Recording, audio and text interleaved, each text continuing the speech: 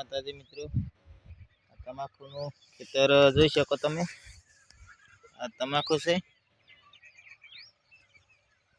નિંદામણ ખોરાવાની ટ્રીટમેન્ટ ચાલુ છે। જોઈ શકો તમાકુ તો આવી છે। કેવી તમાકુ લાગે કોમેન્ટમાં જણાવજો। ખાતર પણ ચાલુ છે નાખવાનું। તમાકુ છે, મારા ખાતર નાખેલા છે। જયંતિભાઈને